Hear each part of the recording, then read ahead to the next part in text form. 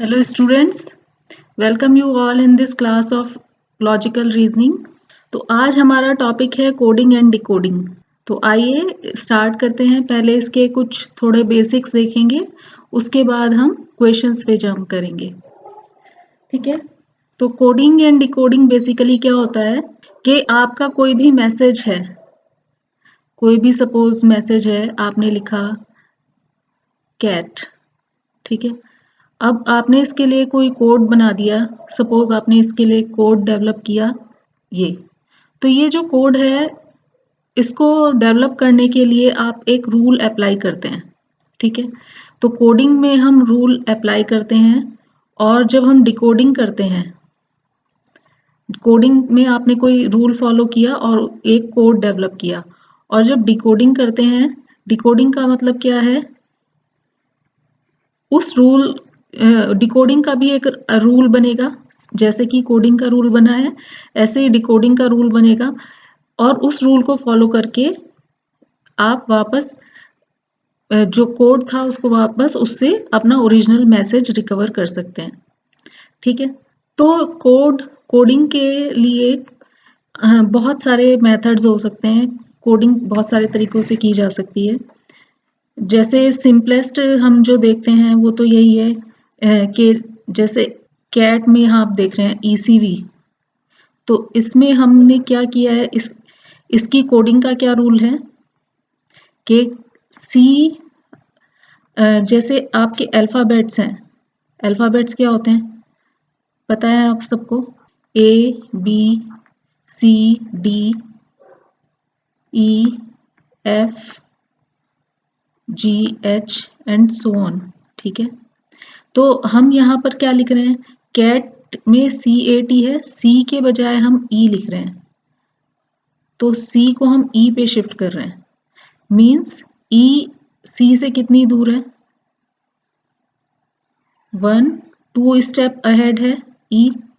तो +2 हम कर रहे हैं, जो अल्फ़ाबेट C की पोजीशन है उससे 2 स्टेप हम आगे जाकर हमें E मिल रहा है।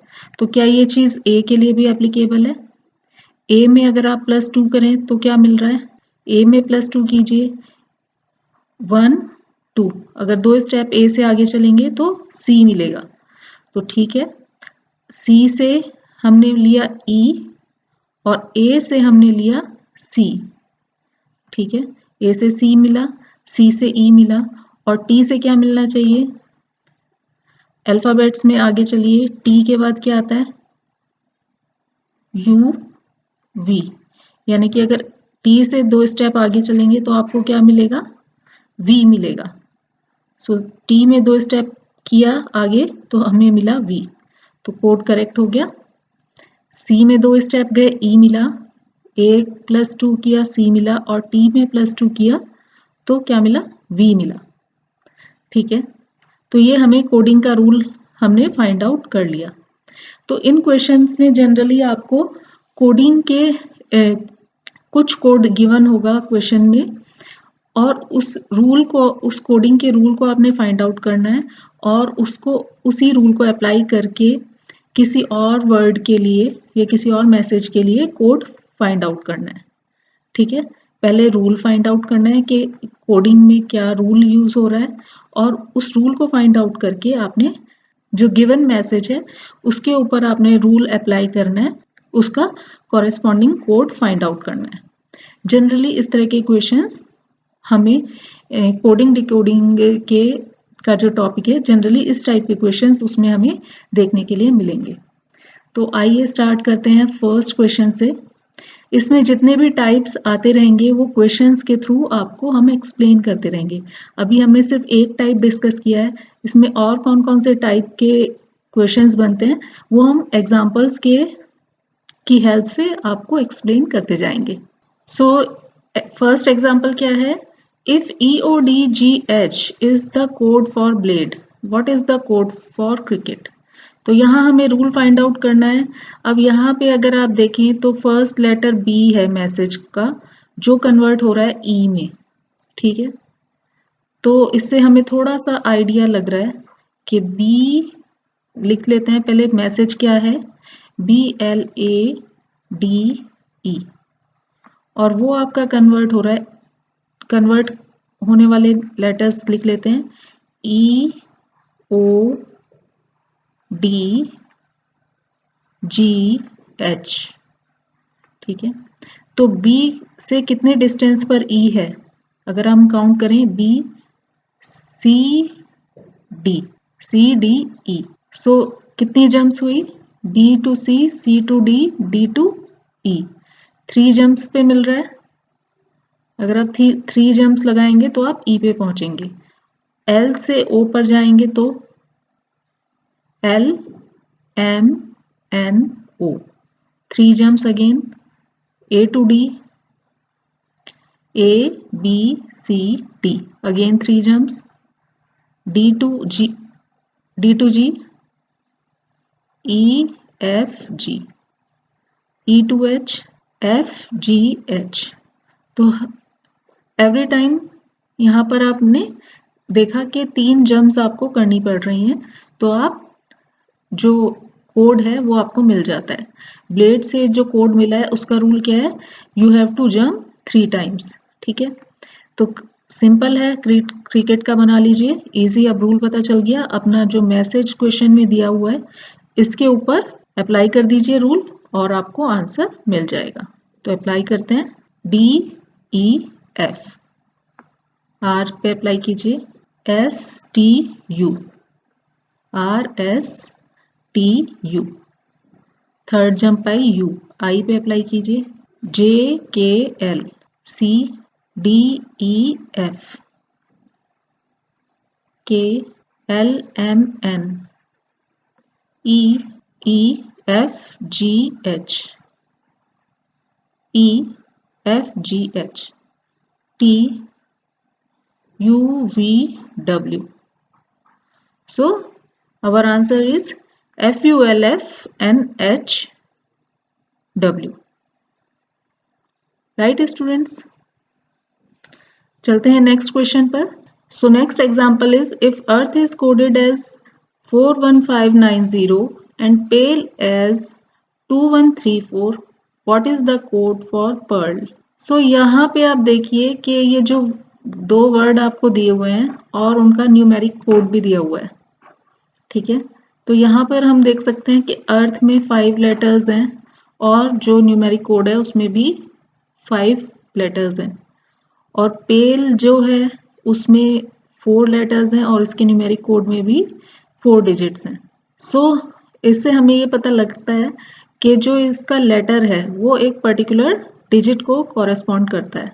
तो कैसे सॉल्व करना है इस तरह के क्वेश्चंस को, और इसमें एक चीज और ध्यान देने वाली है कि जो मैसेज है जिसका कोडिंग हमें फाइंड आउट करनी है उसमें जो भी लेटर्स हैं, जैसे PEARL, तो P का कोड आपको पेल में मिल जाएगा, E और A, EAR, ये तीनों अर्थ से मिल जाएंगे आपको, और L अगेन पेल में L लेटर गिवन है। तो सिंपली आपको ये फाइंड आउट करना है कि कौन से लेटर का कॉरेस्पॉन्डिंग कौन सी डिजिट है कोडिंग में, मतलब कोडिंग का जो रूल है वो किस लेटर के लिए कौन सा डिजिट यूज की गई है, और उसको पता लगा के आप पर्ल के कॉरेस्पॉन्डिंग कोड का पता लगा सकते हैं, ठीक है। तो सिंपली हमें जो भी लेटर्स हैं जो हमें रिक्वायरमेंट है उनका पर्टिकुलर के कोड फाइंड आउट करना है। तो पहले लिख लेते हैं इसको, जैसे फर्स्ट मैसेज इन्होंने दिया हुआ है EARTH, अर्थ, और इसके कॉरेस्पॉन्डिंग लेटर्स हैं, डिजिट्स हैं 41590, ठीक है। और सेकंड जो मैसेज दिया हुआ है और कॉरेस्पॉन्डिंग कोड दिया हुआ है वो है पेल, और पेल के कॉरेस्पॉन्डिंग न्यूमेरिक कोड है 2134। अब आप ये भी चेक कर सकते हैं, जैसे A है, पेल में A आ रहा है और अर्थ में भी A आ रहा है, दोनों का कॉरेस्पॉन्डिंग कोड 1 है। अर्थ में भी A के कॉरेस्पॉन्डिंग न्यूमेरिक कोड 1 है और पेल में भी A के कॉरेस्पॉन्डिंग जो न्यूमेरिक कोड है वो 1 है, ठीक है। तो यहाँ से हमें क्लियर है कि जो न्यूमेरिक कोड्स हैं वो पर्टिकुलर लेटर को कॉरेस्पॉन्ड कर रहे हैं। ई के लिए भी चेक कर सकते हैं, ई का न्यूमेरिक कोड 4 है और अर्थ में भी ई का न्यूमेरिक कोड 4 है। तो अब सिंपली बस आप इन लेटर्स के कॉरेस्पॉन्डिंग डिजिट्स पुट कर दीजिए और आपको कोड मिल जाएगा। तो लिख लेते हैं, हमें क्या चाहिए, PEARL। सो P का कोड क्या है, यहाँ से देख लीजिए, चेक कीजिए 2, E के कॉरेस्पॉन्डिंग 4 है, so will write 4 here. A के कॉरेस्पॉन्डिंग 1 है तो पुट 1 हियर। R के कॉरेस्पॉन्डिंग चेक कीजिए, R के कॉरेस्पॉन्डिंग 5 है, पुट 5 हियर। L के कॉरेस्पॉन्डिंग 3 है तो राइट 3 हियर। सो आंसर आ गया आपका, सिंपल था। थोड़ा सा बस आपको चेकिंग करनी है, ये ज़रूरी नहीं है कि आपका हर बार कॉरेस्पॉन्डिंग आपको डिजिट्स के थ्रू कोडिंग मिली हो कि कोई लेटर किसी पर्टिकुलर डिजिट को कॉरेस्पॉन्ड कर रहा हो। ऐसा भी हो सकता है, कई बार ऐसे होते हैं कि जैसे अल्फ़ाबेट्स आपके गिवन है, अल्फ़ाबेट्स होते हैं ABCD अप टू जाते हैं कहाँ तक, 26 अल्फ़ाबेट्स हैं अप टू Z। तो इसमें क्या होता है, एक दूसरे टाइप का कोड ऐसे हो सकता है कि इनको नंबर्स असाइन कर दिए जाएं अकॉर्डिंग टू देयर पोजीशन। जैसे A को 1 असाइन किया, B को 2 असाइन किया, C को 3 असाइन किया और D को 4 असाइन किया एंड सो ऑन। सो इसमें क्या होगा, जैसे अर्थ के लिए आपको कोड फाइंड आउट करना है तो अर्थ अल्फ़ाबेट आएगा 5 नंबर पे, उसका पोजिशनल कोड 5 हो गया तो हम 5 लिखेंगे। A का पोजिशनल कोड 1 हो गया तो 1 लिखेंगे। या तो आप सिर्फ पोजीशन नंबर डाल के आपको कोड मिल जाएगा, या ये भी हो सकता है कि उनका फर्दर आपको एडिशन करके एक नया कोड मिल जाए। ठीक है, तो दोनों केसेस पॉसिबल हैं, पोजिशनल भी पॉसिबल है और जो पोजिशनल नंबर है उनका एडिशन करके कोड जनरेट हो, ऐसा भी पॉसिबल है। मीन्स कोई भी रूल हो सकता है, वो रूल बनाने वाले के ऊपर है कि उसने कोडिंग के लिए क्या रूल बनाया, क्या रूल जनरेट किया है। आपको वही रूल फाइंड आउट करना है और आपको ये भी चेक करना है कि वो रूल 2 या 3 केसेस जो गिवन होंगे सभी में अप्लाई हो रहा है कि नहीं। अगर वो अप्लाई हो रहा है सारे केसेस में, तो जो आपको मैसेज जो कोड करने के लिए दिया गया होगा उस पे भी सेम रूल आप अप्लाई करके आंसर फाइंड आउट करेंगे। तो चलते हैं नेक्स्ट केस पर। ठीक है, यहाँ पर तो डायरेक्ट कोडिंग था, यहाँ पर कोई पोजिशनल कोडिंग नहीं थी, लेकिन न्यूमेरिक कोडिंग में पोजिशनल कोडिंग अक्सर आती है। तो let's move to the next question. So the next question is, in a certain language, put-ter-fin means delicious juicy fruit, Tyre-dip-sig means beautiful white lily, and sig-iron-fin means lily and fruit. What is the code for and? So अगर आप यहाँ पर देखें, ध्यान से अगर देखेंगे तो ये हमें इसमें पता लग रहा है कि जो वर्ड्स हैं ये वर्ड बाय वर्ड कोड बन रहा है, यानी एक वर्ड दूसरे वर्ड को रिप्लेस कर रहा है यहाँ पर।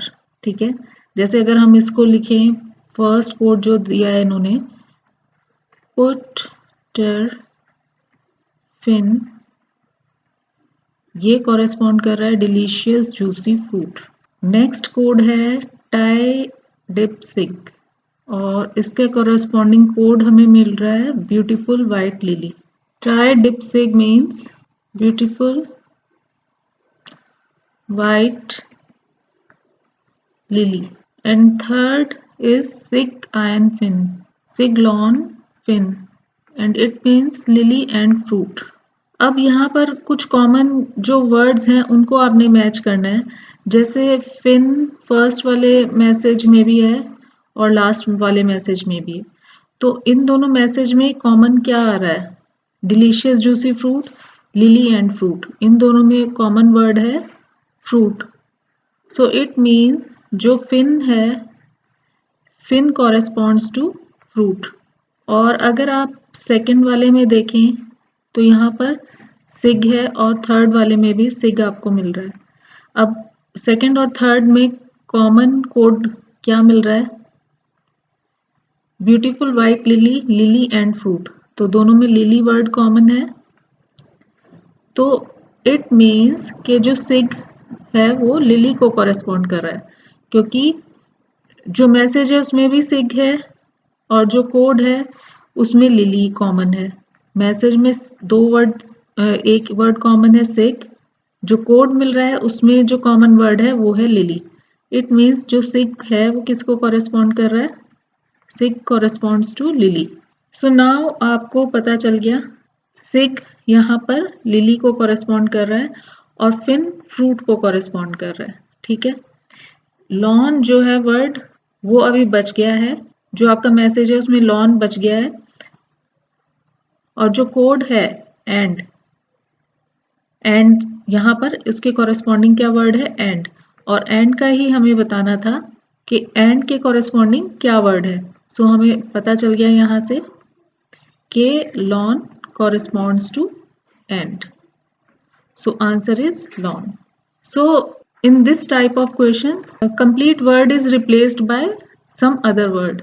ठीक है, यहाँ पर आप लेटर्स को चेंज नहीं कर रहे हैं, यहाँ आप वर्ड को कंप्लीटली दूसरे वर्ड से रिप्लेस कर रहे हैं कोड में, ठीक है। तो ये एक और टाइप हो गया कोडिंग डिकोडिंग में। चलते हैं नेक्स्ट क्वेश्चन पर। So next example is the word run is coded as SVO. What should be the code letters for of lay? So यहाँ पर अगर आप ध्यान दें थोड़ा, यहाँ पर ये लग रहा है कि जो लेटर्स हैं वो लेटर वाइज कुछ चेंज आ रहा है, वर्ड बाय वर्ड कुछ चेंज नहीं है। जब वर्ड बाय वर्ड चेंज होता है तो ग्रुप ऑफ वर्ड्स आपको दिए होते हैं, यहाँ पर केवल एक सिंगल वर्ड दिया हुआ है, तो इसका मतलब लेटर जो हैं वो कन्वर्ट हो रहे हैं।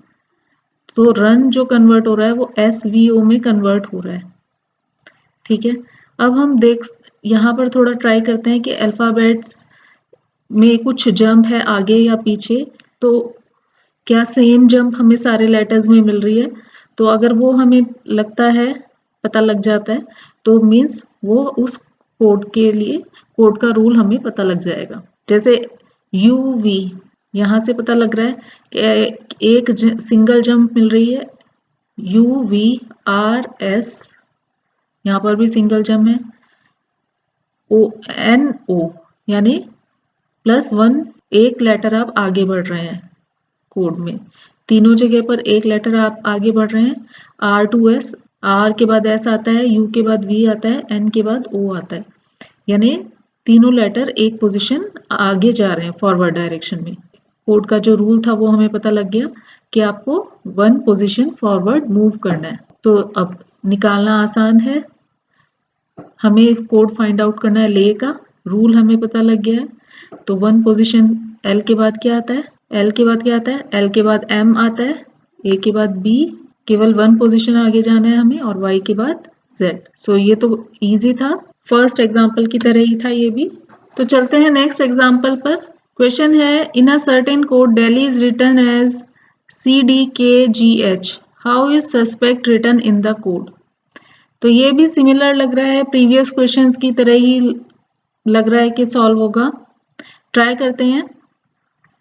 जैसे आपका मैसेज है दिल्ली और कॉरेस्पॉन्डिंग कोड है CDKGH।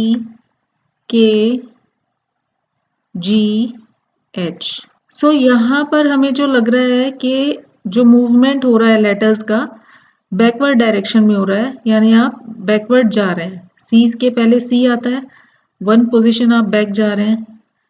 क्या और जो लेटर्स हैं उन पर भी ये चीज़ है, ये चीज़ फॉलो कर रहे हैं।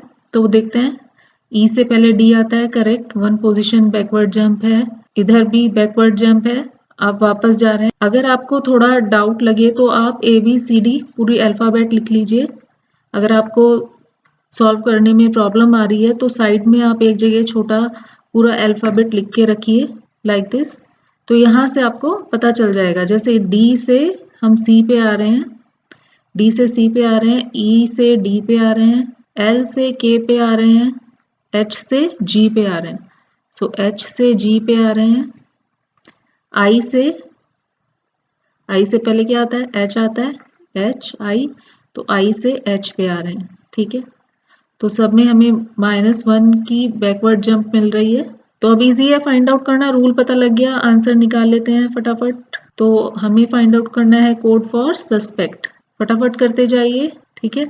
सो एस के पहले बैकवर्ड जंप कीजिए, एस से पहले आता है आर, एस के बजाय लिखेंगे आर, यू से पहले क्या आता है टी, एस के पहले अगेन आर, पी से पहले ओ, ई से पहले डी, सी से पहले बी और टी से पहले एस। सो आंसर आ गया RTRODBS। इजी है फाइंड आउट करना, थोड़ी सी प्रैक्टिस करेंगे, थोड़ा सा आप कॉन्सेंट्रेट करेंगे, ध्यान से देखेंगे तो आपको समझ में आने लगेगा कि क्या कोडिंग का क्या रूल बन रहा है। और प्रैक्टिस करते करते आप क्वेश्चन पढ़ते पढ़ते ही आपको पता लग जाएगा कि इस क्वेश्चन में क्या कोड अप्लाई होने वाला है। Next example, in a certain code courage is written as UOCREGA, how will journal be written in this code. So code लिखते हैं, पहले अपनी पोजीशन वाइज ही चेक कर लेते हैं कि कुछ जंप्स तो नहीं है, बैकवर्ड या फॉरवर्ड जंप्स तो नहीं है। जैसे कि है COURAGE, इसके कॉरेस्पॉन्डिंग कोड क्या है UOCR। तो यहाँ पर आप देखें तो R के कॉरेस्पॉन्डिंग तो R ही है, कोई जंप नहीं है, G के कॉरेस्पॉन्डिंग G ही है, O के कॉरेस्पॉन्डिंग O ही है, मतलब 3 लेटर्स में कोई जंप नहीं है। और जो बाकी जो लेटर्स हैं वो भी हमें मिल रहे हैं, क्रॉस में मिल रहे हैं। जो U है इधर आ गया, C इधर आ गया, E इधर चला गया, A इधर चला गया। यानी अगर आप पोजीशन वाइज देखें तो फर्स्ट, सेकंड, थर्ड, 4, 5, 6, 7, तो सेकंड वाली पोजीशन पे नो चेंज है, फोर्थ पे नो चेंज है और 6 पे भी नो चेंज है, कोई चेंज नहीं हुआ। लेकिन जो फर्स्ट और थर्ड है वो लेटर्स इंटरचेंज हो गए हैं, इसी तरह फिफ्थ और 7 इंटरचेंज हो गए हैं। तो कोडिंग का क्या रूल हमें समझ आ रहा है कि जो इवन पोजीशंस हैं, इवन पोजीशंस वाले जो लेटर्स हैं वो अनचेंज्ड हैं, इवन वाले जो लेटर्स हैं वो अनचेंज्ड हैं, और जो ऑड पोजीशंस हैं कॉन्जिक्यूटिव ऑड पोजीशन चेंज हो रही हैं। यानी जो फर्स्ट और थर्ड लेटर था वो बन रहा है थर्ड और फर्स्ट, उसके बाद नेक्स्ट कॉरेस्पॉन्डिंग ऑड पोजीशंस हैं फिफ्थ और सेवंथ, वो बन रही हैं 7 और 5th। तो ये सेम रूल अप्लाई करते हैं, हमें फाइंड आउट करना है जर्नल के लिए। तो पोजीशन वाइज इनका नंबर लिख लेते हैं 1 2 3 4 5 6 7। तो जो इवन पोजीशंस हैं वो तो एज इट इज रहेंगी, ओ ही रहेगा, आर भी सेम रहेगा और ए 6 पोजीशन पर है, सेम रहेगा। तो हमने फर्स्ट, वो second, fourth and 6th position पे क्या लेटर आना है वो हमारा फिक्स हो गया, क्योंकि वो तो अनचेंज रहना है। अब फर्स्ट पोजीशन पे आ जाएगा थर्ड वाला, थर्ड पे यू है तो यू आ जाएगा फर्स्ट पे, जे जो फर्स्ट पे है वो थर्ड पर आ जाएगा, ठीक है। अब बची फिफ्थ और 7th, ये भी इंटरचेंज कर देते हैं। फिफ्थ पे 7th का लेटर आ जाएगा एल और एन आ जाएगा 7th पोजीशन पर, लास्ट पोजीशन पर। तो जो कॉरेस्पॉन्डिंग कोड बना जर्नल का वो हमें क्या कोड मिला UOJRLAN। तो ये अगेन एक नया टाइप हो गया, कोडिंग डिकोडिंग का एक नया एग्जांपल हो गया, जिसमें हमने लेटर्स को बैकवर्ड या फॉरवर्ड जंप नहीं करवाया, उन्हीं लेटर्स की बस पोजीशन में कुछ फेरबदल किया और उससे कोड नया तैयार हो गया, ठीक है। सो ये एक नया टाइप हमने देखा। चलते हैं नेक्स्ट क्वेश्चन पर। So next example is if D is equal to 4 and cover is equal to 63, then basis is equal to what? So यहाँ पर अगर आप थोड़ा ध्यान दो तो ऐसा फील हो रहा है कि कॉरेस्पॉन्डिंग हर लेटर को तो कॉरेस्पॉन्डिंग डिजिट से कन्वर्ट नहीं किया गया, तो हो सकता है कि इनको पोजीशन वाइज नंबर्स असाइन किए गए हैं और उनका कुछ एडिशन वगैरह करके कोड फाइंड आउट किया जा रहा है। तो इसको चेक कर लेते हैं। ABC आपको थोड़ा सा लिखना पड़ेगा इसमें। आप जैसे अगर काफ़ी सारे क्वेश्चंस हैं तो आप थोड़ा सा रफ वर्क आपको करना पड़ेगा। तो जैसे D इज इक्वल टू 4 है तो डी की पोजीशन वैल्यू भी आपको पता है 4 है, ये तो आप देखते ही एकदम गैस कर सकते हैं। तो अब कवर जो वर्ड है इसकी पोजीशंस को हम देख लेते हैं चेक करके, क्या जो पोजिशनल वैल्यूज हैं उनको ऐड करके कोड आ रहा है। इसको चेक कर लेते हैं। सी की वैल्यू है 3, थर्ड पोजीशन पर है। ओ 15 है, वी 22, ई 5, आर 18। ऐड कीजिए सबको, सारी वैल्यूज ऐड कर दीजिए। सो अगर आप इनको ऐड करेंगे तो आपको मिलता है 63। सो इसका मतलब है पोजीशंस को, जो पोजिशनल वैल्यूज हैं उनको ऐड करके कोड जनरेट हो रहा है। तो रूल हमारे सामने है, in the similar manner basis के लिए कोड जनरेट करना आसान है। अब कर लीजिए। बी की वैल्यू क्या है 2, ए 1, एस 19, आई 9, एस 19। ऐड कर लीजिए सबको। So answer is 50। तो ये भी एक नया टाइप हो गया जिसमें कि पोजिशनल वैल्यूज को ऐड करके आप कोड जनरेट करवाते हैं। ठीक है, बस आपको थोड़ा गैस करना होगा। थोड़ा अगर आप ध्यान से अगर देखोगे तो आपको पता लग जाएगा कि जैसे डी की पोजिशनल वैल्यू 4 है और कवर में सारी पोजीशंस नहीं दी हुई हैं सारे लेटर्स की, कुछ एक कंसोलिडेट नंबर दिया हुआ है। तो हम इसमें ऐसे क्वेश्चन में आपको चेक करके देखना होगा कि ऐड करके मिल रहा है या कुछ और ऑपरेशन करके वैल्यू जनरेट हो रही है, वो आपको थोड़ा सा आइडेंटिफाई करना होगा। लेकिन इस तरह के क्वेश्चंस में आपको पोजीशंस तो फाइंड आउट सबसे पहले बना के रखनी ही पड़ेंगी रफ में। ये थोड़ा सा आपको एक्सरसाइज क्वेश्चंस में करनी पड़ सकती है। तो चलते हैं नेक्स्ट क्वेश्चन पे। So next example is, in a given code, sister is coded as 535301, uncle as 84670, boy as 129. How is rustic written in that code? तो यहाँ पर अगर आप देखें कि 3 वर्ड्स हैं जिनके कोड आपको गिवन है, न्यूमेरिक कोड है। अब ये देखिए कि जैसे वर्ड है सिस्टर, इसमें 6 लेटर्स हैं, 6 लेटर वर्ड है, और जो इसका कॉरेस्पॉन्डिंग न्यूमेरिक कोड है उसमें भी 6 डिजिट्स हैं। सिमिलरली अंकल में 5 लेटर्स हैं और उसके कॉरेस्पॉन्डिंग 5 डिजिट्स कोड में है।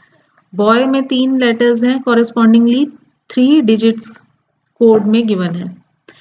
तो इससे हमें क्या पता लग रहा है कि हर जो लेटर है वो किसी पर्टिकुलर डिजिट से रिप्लेस हो रहा है। तो लिख लेते हैं कि कौन से लेटर के लिए कौन सी डिजिट यूज हो रही है। सिस्टर में हमें डिजिट्स मिल रही हैं 5 3 5 3 0 1। तो यहाँ पे आप ये देखिए कि S जो है वो 5 से रिप्लेस हो रहा है। S corresponds to 5। Again sister में दोबारा S आ रहा है तो वो 5 से रिप्लेस हो रहा है। दोनों बार जो S है वो 5 से रिप्लेस हो रहा है। और I भी 2 बार आ रहा है, सॉरी I एक ही बार आ रहा है, तो I 3 से रिप्लेस हो रहा है। ठीक है, तो यानी कि हर लेटर के लिए कोई डिजिट फिक्स है, ये हमें इससे पता लग रहा है। ये हो सकता है, देखिए डिजिट्स तो केवल 9 हैं लेकिन लेटर्स तो 26 हैं, तो हो सकता है कि जो डिजिट्स हैं वो रिपीट हो लेटर्स के लिए। ठीक है, लेकिन जैसे S के लिए 5 है तो S जब भी आएगा तो 5 ही आएगा, ये हमें चेक करना है। और अगर ऐसा नहीं है तो यानी कि हम इस रूल को अप्लाई नहीं कर सकते हैं कि कोई लेटर किसी पर्टिकुलर डिजिट से रिप्लेस होता है। ठीक है, तो इसका मतलब है रूल कोई और है। तो अब अंकल के लिए जो कोड दिया हुआ है वो है 8 4 6 7 0। अब यहाँ से आप चेक कर सकते हो, सिस्टर में E आया था तो कोड मिला था 0, और अंकल में E आया है तो कोड मिला है 0। अगेन E के लिए जो डिजिट फिक्स है वो है 0। बॉय के लिए कोड देख लेते हैं। बॉय के लिए है 129। तो अब हमारे को जो फाइंड आउट करना है वो करना है रस्टिक। हमने ये थोड़ा सा चेक आउट कर लिया कि जो पर्टिकुलर लेटर है उसके लिए कोड चेंज, वही अगर लेटर रिपीट होता है तो उसकी जो न्यूमेरिक वैल्यू है वो भी रिपीट होनी चाहिए। ठीक है, तभी ये वाला जो रूल है ये फॉलो होगा। ठीक है। तो रस्टिक ये 2 जगह पे हमने चेक कर लिया है, तो इससे हमें कंफर्म हो रहा है कि हर लेटर किसी पर्टिकुलर डिजिट से रिप्रेजेंट हो रहा है। तो अब ये सारे जो लेटर्स हैं ये हमें इसमें अगर मिल जाएंगे तो ये हमारा आंसर इससे निकल आएगा। तो आर हमें मिलता है, सिस्टर में आर मिल रहा है, कॉरेस्पॉन्डिंग कोड आर का 1 है। अंकल में यू मिल गया, यू के कॉरेस्पॉन्डिंग 8 है। एस सिस्टर से मिला 5, टी सिस्टर में है 3, आई सिस्टर में है अगेन 3 और सी अंकल में है 6। सो सारे लेटर्स प्रेजेंट थे जो दिया हुआ था, जो लेटर्स हमें कोडेड वैल्यूज जो दी हुई थी वो सारे लेटर्स प्रेजेंट थे रस्टिक के, तो वहां से हमने डायरेक्टली उनको पिक कर लिया और हमारा आंसर इजीली निकल आया। तो इस टाइप का क्वेश्चन हम पहले भी देख चुके हैं, एक आपको दोबारा से रिकैप हो गया। अब इस वीडियो का लास्ट क्वेश्चन देख लेते हैं, फिर और कुछ और टफ क्वेश्चंस आपके लिए और आने वाले वीडियोस में लेके आएंगे इस टॉपिक के ऊपर। सो देखते हैं नेक्स्ट क्वेश्चन या लास्ट क्वेश्चन कह लीजिए इस वीडियो का। Question is in a certain code digits 1, 5, 7, 8, 9 is written as XTZAL. 2, 3, 4, 6 is written as NPSU. How is 2, 3, 5, 4, 9 written in the code? तो यहाँ पर देखिए थोड़ा सा लग रहा है कि रिवर्स हो रहा है क्वेश्चन, मतलब जो हमने पहले एग्जाम्पल किया था उसका उल्टा है। हालांकि यहाँ पर भी जो लेटर्स हैं और डिजिट्स हैं वो नंबर ऑफ डिजिट सेम है जितने की कोड में नंबर ऑफ लेटर्स हैं, यानी ऐसा लग रहा है कि जो लेटर है वो एक डिजिट को रिप्लेस कर रहा है। तो लिख लेते हैं पहले 1, 5, 7, 8, 9 के कॉरेस्पॉन्डिंग कोड है XTZAL। दूसरा जो मैसेज है 2, 3, 4, 6 और कॉरेस्पॉन्डिंग कोड है NPSU। सो यहाँ अगर आप देखें तो आपको सारी डिजिट्स यहाँ पे दोनों कोड्स में मिल जाती हैं। 1 प्रेजेंट है, 1, 2, 3, 4, 5 यहाँ पर है, 6, 7, 8, 9 यानी 1 से लेकर 9 तक सारी डिजिट्स प्रेजेंट हैं और उनके कॉरेस्पॉन्डिंग कौन से लेटर्स हैं आने हैं वो भी गिवन है। तो सिंपली आपको जो न्यूमेरिक मैसेज है उसको रिप्लेस करना है लेटर्स से। तो मैसेज है आपका, यहाँ पर मैसेज थोड़ा सा उल्टा कर दिया इन्होंने, मैसेज न्यूमेरिक है और जो कोड जनरेट होगा वो अल्फाबेट्स की फॉर्म में होगा। 2, 3, 5, 4, 9 इसके कॉरेस्पॉन्डिंग आपको कोड फाइंड आउट करना है। तो डिजिट सारी गिवन है, जो क्वेश्चन में जो कोड जनरेट करके दिया हुआ है उसमें सारे डिजिट्स के कॉरेस्पॉन्डिंग लेटर्स गिवन है। ठीक है, तो सिंपली आपने उसको मैच करना है और आंसर लिखते जाना है। 2 के कॉरेस्पॉन्डिंग n पुट करना है, 3 के कॉरेस्पॉन्डिंग p है तो n, p, 5 के कॉरेस्पॉन्डिंग t तो t पुट कर दीजिए। 4 के कॉरेस्पॉन्डिंग क्या है, 4 के कॉरेस्पॉन्डिंग s है, s डाल देंगे। 9 के कॉरेस्पॉन्डिंग l है तो l डाल देंगे। सो आंसर आपका आ गया NPTSL। सिंपल था बिल्कुल। थोड़ा सा आप अपना ऑब्जर्व करेंगे कोड को, देखते देखते ही आपको इसका कोडिंग का क्या रूल है वो आपको देखते देखते ही पता कर लेंगे आप। तो हो सकता है थोड़े आसान लगने लगे हों अब ये क्वेश्चंस आपको। अगर आप इनको वैसे देखने में काफी टफ लगते हैं कि ये क्या पजल टाइप क्वेश्चंस हैं, बट अगर थोड़ा सा आप इनको प्रैक्टिस करना शुरू करेंगे तो ये बहुत सिंपली आप सॉल्व कर पाएंगे। होप कि आपका आज के इस वीडियो को देखकर थोड़ा इंटरेस्ट इनमें डेवलप हुआ होगा। तो आप इन क्वेश्चंस की और प्रैक्टिस करते रहिए। कुछ ऐसे ही और मज़ेदार क्वेश्चंस को, थोड़े और ट्रिकी और टफ क्वेश्चंस को लेके आपके लिए आएंगे नेक्स्ट वीडियो में। तब तक के लिए आप अच्छे से प्रैक्टिस कीजिए। Thank you for watching.